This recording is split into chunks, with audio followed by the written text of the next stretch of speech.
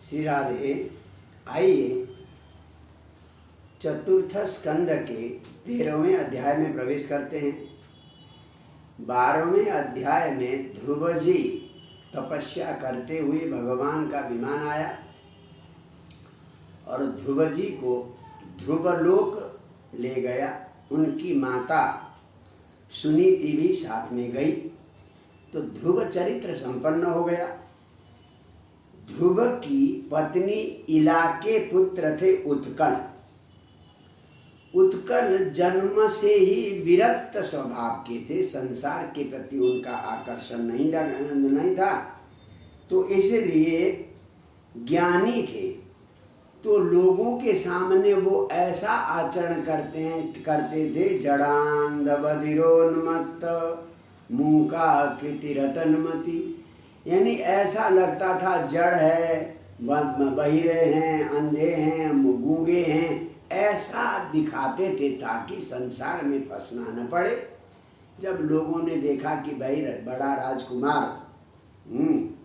उत्कल ऐसा है, तो दूसरे जो भ्रमी का पुत्र है, भ्रमी के पुत्र का नाम था वत्सर, उस वत्सर को राजा बनाया। किसने? ज्येष्ठ पुत्र को छोड़कर वो ऐसे विरक्त थे, इसलिए वत्सर को राजा बनाया, जो भ्रमी का पुत्र था। इसी वत्सर की संतान में उल्मुक नाम के राजा हुए हैं और उनके 4-5 पुत्र हो गए। अंग, सुमनस, ख्याति, क्रतु, अंगिरा, गय, ये 5-6 पुत्र हो गए। सबसे बड़े थे अंग। इन अंग ने अधर्म की पुत्री सुनीता से विवाह कर लिया। एक थोड़ी सी गलती हो गई इनसे। राजा अंग ने अधर्म की पत्नी सुनीता से विवाह कर लिया। उनकी कोई संतान नहीं थी, तो वो अश्वमेध यज्ञ कर रहे थे। राजा अंग अश्वमेध यज्ञ कर रहे थे। तो उस जमाने में सत्य युग में जिस देवता को बुलाया जाता था, देवता स्वयं आकर अपना भाग लेते थे। परंतु अंग के यज्ञ में मंत्रों से बुलाने पर देवता आए नहीं। अपना भाग लेने के लिए देवता नहीं आए। अच्छे अच्छे विद्वान ब्राह्मणों ने शुद्ध मंत्र का उच्चारण करके भगवान देवताओं को बुलाया हवन प्राप्त करने के लिए, परंतु देवता आकर हवन ग्रहण नहीं कर रहे। आकर राजा से ब्राह्मणों ने कहा कि जी देखो जी, हमारे हवनीय पदार्थ में कोई दोष नहीं है, हमारे मंत्रों में कोई दोष नहीं, यज्ञ में कोई त्रुटि नहीं है, फिर भी देवता आकर यज्ञ का भाग स्वीकार नहीं कर रहे। तो राजा ने सदस्यपति, यानी यज्ञ के जो सदस्यपति होते हैं, विद्वान लोग होते हैं, उनसे पूछा। तो सदस्यपतियों ने कहा देखो जी, वैसे तो कोई आप में कमी नहीं है यज्ञ में, परंतु आपकी कोई संतान नहीं है, आप अपुत्र हैं, इसीलिए देवता आपके द्वारा दिए हुए भाग को ग्रहण करने में संकोच कर रहे हैं। तो इसलिए आप पुत्रेष्टि यज्ञ करें, पुत्र उत्पन्न हो जाएगा तो देवता अपना भाग स्वीकार करेंगे। अब उन्होंने पुत्रेष्टि यज्ञ किया।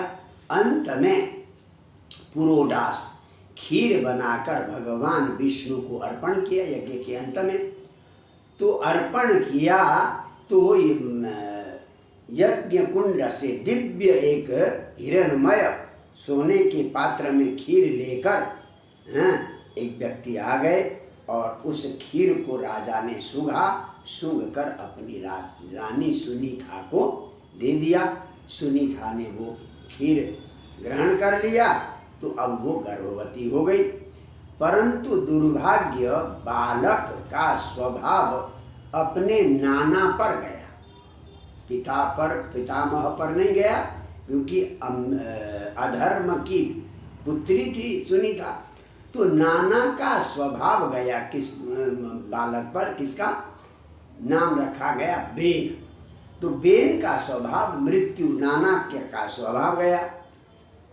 तो शशरासन उद्यम में क्या करता था? जब थोड़ा बड़ा हो गया बेन, धनुष लेकर जंगल में जाता था और मृगों को मारना, और बच्चे खेल रहे हों, खेलते हुए बच्चों को पकड़ कर जो है पशु की तरह मार डालता था।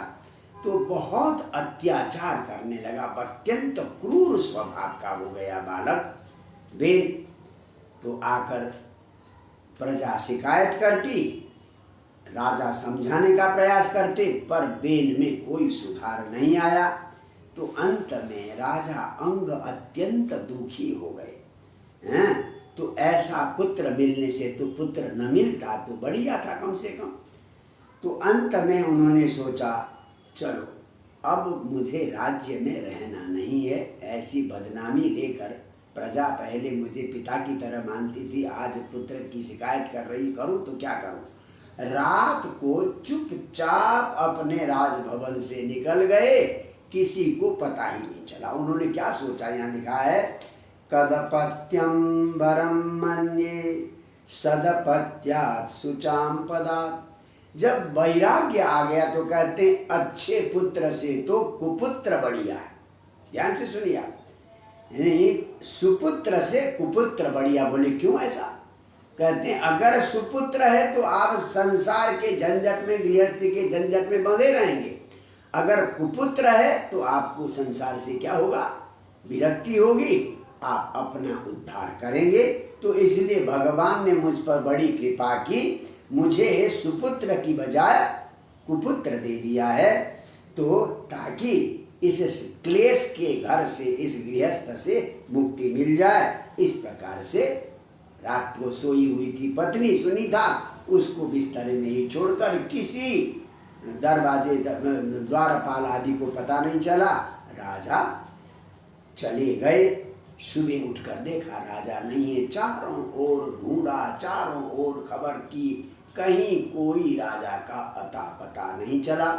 अंत में आकर सब मंत्रियों ने कहा कि जी राजा तो शायद मृत्यु को प्राप्त हुए हैं, राजा का कहीं कोई भी खबर नहीं मिल रहा है। तो इस प्रकार से उन्होंने ये कहा। तो कुपुत्र पैदा होने से, कुपुत्र के अनाचार से दुखी होकर उन्हीं ध्रुव के वंशज राजा अंग को घर गृहस्थी छोड़कर जाना पड़ा। तो इस प्रकार कुपुत्र का जन्म माता पिता के लिए अत्यंत दुखदायी होता है। जय जय श्री राधे।